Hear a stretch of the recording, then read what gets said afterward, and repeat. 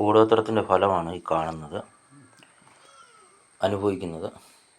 ഒരു കുടുംബമല്ല അനുഭവിക്കുന്നത്, 2 കുടുംബത്തിലെ അംഗങ്ങൾ രക്ഷപ്പെടാൻ വേണ്ടി ചെയ്ത പരിപാടിയാണ് ഈ കാണുന്നത്.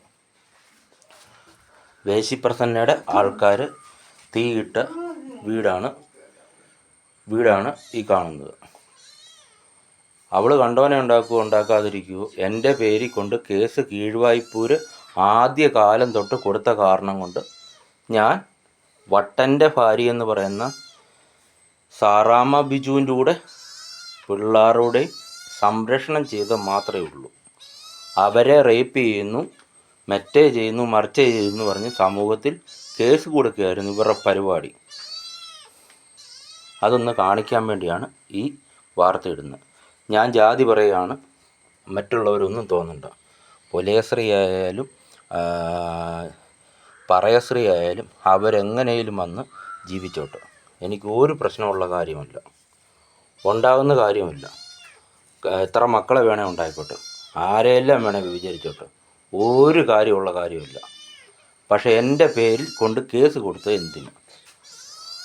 അന്നേരം അവർ കണ്ടോനുണ്ടാക്കിയ മക്കളുടെ കാര്യമൊക്കെ തന്നെ വരും.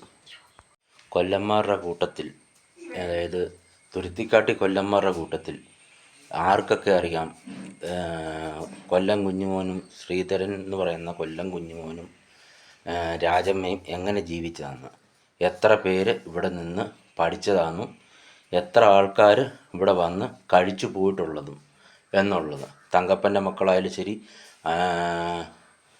ആരൊക്കെ ആയാലും ശരി, അതായത് കുറഞ്ഞിക്കടവിലെ ആൾക്കാരായാലും ശരി, ആനിക്കാട്ടിലെ ആൾക്കാരായാലും ശരി, മന്നവരുതിയിലെ ആൾക്കാരായാലും ശരി, ആരൊക്കെ വന്ന് നിന്നിട്ടുണ്ടെന്നുള്ളത് ആരോടും ഞങ്ങൾ കടപ്പെടുകയല്ല, കടം ചോദിക്കുകയല്ല.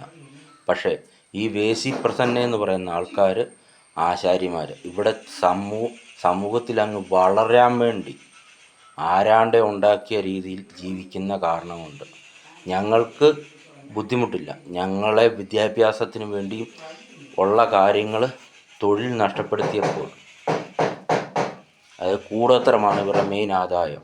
കൊല്ലന്മാർക്ക് നല്ല ചെറുസെറ്റ് ആൺപിള്ളേരുണ്ട്, കൊല്ലപ്പിള്ളേർ എന്ന് പറയുന്നത്. അവരെ വ്യഭിചരിക്കാൻ വേണ്ടി ഓരോരോ കള്ളത്തരം പറഞ്ഞ് ആങ്ങളെയും പെങ്ങളും കൂടെ ഒരേപോലെ വ്യഭിചാരം വളർത്തുന്ന സമൂഹത്തിൽ, അതാണ് ഇവിടുത്തെ നടപടി. ഒരു ചട്ടൻ എന്ന് പറയുന്ന ഒരുത്തനുണ്ടായിരുന്നു, സന്ധ്യയാകുമ്പം ഒരു ഉടുക്കും കുട്ടിക്കൊണ്ട് റോഡിൽ കിടന്നും വ്യഭിചാരം, ഇങ്ങനെയുള്ള പരിപാടികളായിരുന്നു ഇവിടെ നടന്നുകൊണ്ടിരുന്നത് ഈ മലയിൽ. അത് കഴിഞ്ഞപ്പോഴത്തേക്ക് പിന്നെ റോഡിലിറങ്ങി വ്യഭിചാരം, അതായത് പായിപ്പാട് ലോഡ്ജുകളിൽ ഇങ്ങനെയുള്ള നെയ്തേലി ബേബി എന്ന് പറയുന്ന ആൾ പിന്നെ അങ്ങ് വ്യഭിചാരം അങ്ങ് വളർത്തി കൊടുത്തു. മല്ലപ്പള്ളിലുള്ള ആ ആൾ കഴിഞ്ഞപ്പോഴത്തേക്ക് അങ്ങ് ഭയങ്കര വർധനവായി. അങ്ങ് വർധനമെന്ന് പറഞ്ഞാൽ ഭയങ്കര വർധനവായി. പോലീസുകാർ ഇന്നലെ കാണിച്ച വാർത്തയെ കാണിച്ച രമേശിനെ SI ഇങ്ങനെയൊക്കെ ഉള്ള ആൾക്കാർ, വലിയ മാന്യമാന്യ സലീം, K സലീം സർക്കിളായിരുന്നു. പുള്ളിയൊക്കെ അങ്ങ് വന്നു കഴിഞ്ഞപ്പോഴത്തേക്ക് എനിക്ക് ആ വീട്ടിൽ നിൽക്കാൻ പറ്റാത്ത രീതിയിൽ അങ്ങ് ശല്യം അങ്ങ് തുടങ്ങി. പശുക്കളെ മേടിച്ച് വളർത്തുമ്പോഴത്തേക്ക് ഈ നിരന്തരം പശുക്കളങ്ങ് ചാകുക, അന്നേരത്തേക്ക് അങ്ങ് വിഷയങ്ങളങ്ങ് ആകുക. റോഡിലിട്ടടിക്കുക, വണ്ടി കത്തിക്കുക, പോച്ച പറിക്കാൻ പറ്റത്തില്ല, ഒരാളുടെ അയ്യത്ത് കയറി പശുവിനെ കെട്ടാൻ പറ്റത്തില്ല, കണ്ടത്തിൽ കൊണ്ട് കെട്ടാൻ പറ്റത്തില്ല, ഇങ്ങനെ നിരന്തരം പ്രശ്നങ്ങളായിരുന്നു. അത് കഴിഞ്ഞപ്പോൾ തൊട്ട് ഇങ്ങനെ ആയി കഴിഞ്ഞപ്പോൾ ഞാൻ നിരന്തരം വാർത്തയിടാൻ തുടങ്ങി. എന്നെ റോഡിലിട്ടടിച്ച് കഴിഞ്ഞപ്പോഴാണ് നിരന്തരം വാർത്തയിടാൻ തുടങ്ങി. വീട് കത്തിക്കുക, ഇങ്ങനെയൊക്കെ ഉള്ള പരിപാടി ഞാൻ തുടങ്ങിക്കഴിഞ്ഞപ്പം എൻ്റെ വർക്ക്ഷോപ്പ് പൂട്ടിച്ച് കഴിഞ്ഞപ്പോഴും ഞാൻ എന്തെടുത്തു, 2 പെൺപിള്ളേർക്ക് വേണ്ടി ഞാൻ മിണ്ടാതിരുന്നപ്പോഴോ ഉടുക്കിൻ്റെ ഇടയ്ക്ക് ഇട്ടടി അങ്ങ് തുടങ്ങി.